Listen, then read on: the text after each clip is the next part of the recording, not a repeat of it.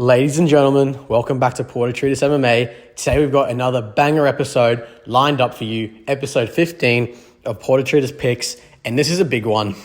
UFC Fight Night, Royval versus Taira. We're going to be breaking down the main fights and giving you all the picks, predictions, and analysis you need for this highly anticipated card. Now, before you all get upset about me not covering every fight on the card, listen, it's filled with mostly nobodies. A bunch of nobodies. We're talking about the fights that actually matter.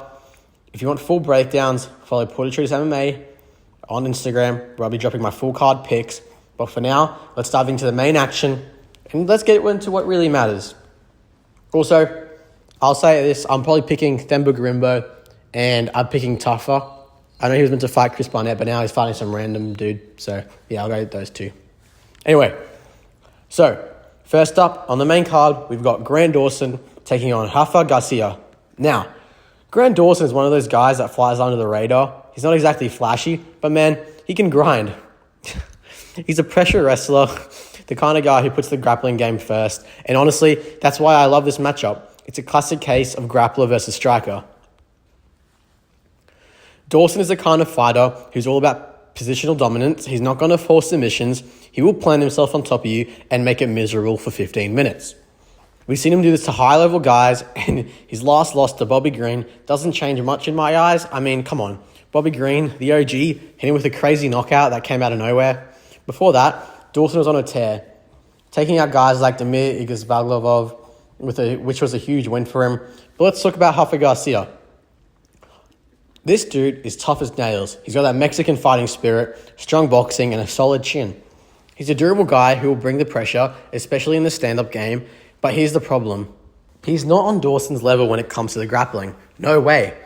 I'm expecting Dawson to close the distance early, shoot for takedowns, and spend most of the fight controlling Garcia on the ground. Garcia is durable, so I don't see Dawson getting a finish, but I do see him getting another dominant decision. It's going to be a wrestling clinic from Dawson. Expect him to mix up the ground and pound control time with a few submission attempts, keeping Garcia guessing. Official pick, Grant Dawson by decision. I think he's going to dominate, and this win should push him closer to the top 15. But I do want to note, with all this shitty grappling and holding against the cage going on, I can see that a lot of people call this fight potentially boring, depending on how Dawson approaches it. And he could be getting a lot of hate, depending on how he goes out there and fights. But I still think that's how it's going to go. Moving on. Next up, we got the co-main event. And this one's interesting. We've got Brad Tavares up against Jun Young Park. And I'm telling you this right now. This fight could fly under the radar, but I think it's going to deliver. Tavares is a veteran in the UFC middleweight division. He's been there with some of the best guys. He has great striking, good takedown defense, and generally knows how to make a fight ugly for his opponent. But the issue with Tavares, especially recently, has been his chin. He's taking some serious damage in his last few fights, most notably getting KO'd by Bruno Silva. He's also been starching out guys like Weidman, who's seen better days. So while Tavares has had experience, I think his durability is a bit of a question mark. On the flip side, we've got Jun Young Park. And let me tell you guys this. He's on the rise. His boxing has improved massively in his recent fights. He's crisp, technical, and brings relentless pressure. Not only that, but his wrestling is underrated. And I think that this is going to be a huge factor here. Park can mix it up. He's not afraid to go toe-to-toe on the feet, and he can make the fight go to the ground if necessary. I see him wearing down Tavares over 3 rounds with a combination of sharp jabs, constant pressure, and wrestling. I wouldn't be surprised if he finishes Tavares late, but I'm leaning more towards the decision. The big key here is Park's ability to take advantage of Tavares' fading durability and win rounds by staying busier. Official prediction, Jun Young Park by decision, but I wouldn't be shocked if he gets a late TKO. But realistically, guys, who really cares about all that? Now time for the big hitters, a.k.a. the motherfucking flyweights, a.k.a. victim weights, a.k.a. Steve Erceg division. My fucking king. Shout out Bedtime MMA. Now, we've got the main event. And this is where it gets real. Tatsuro Taira versus Brendan Royval. Mr. Raw Dog himself.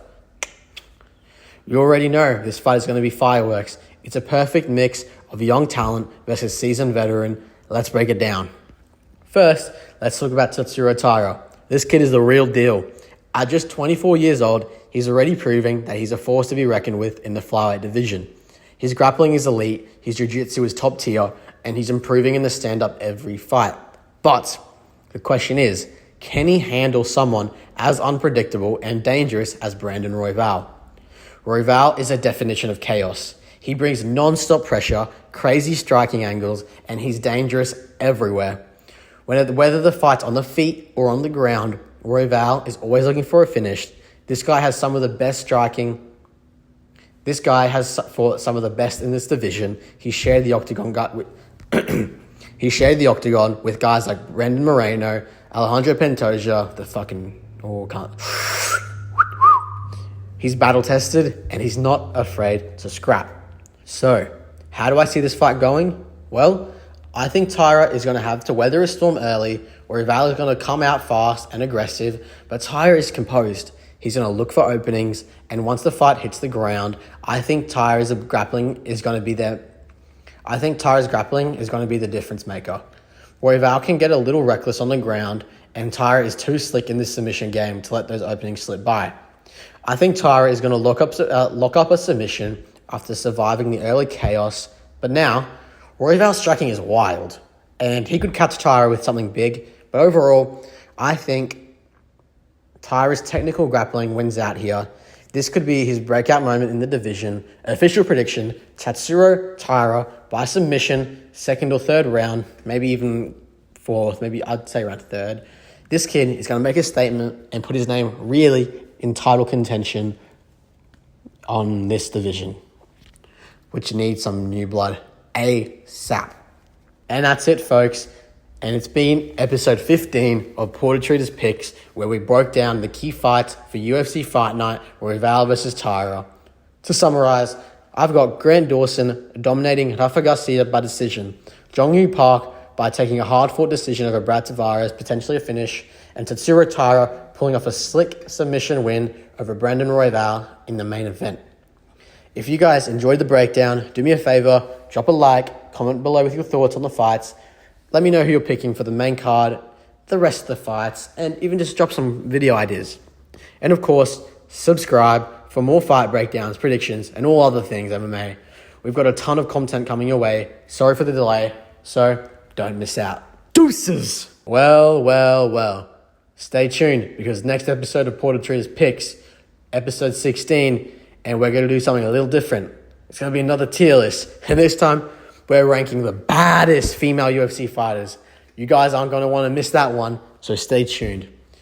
Deuces!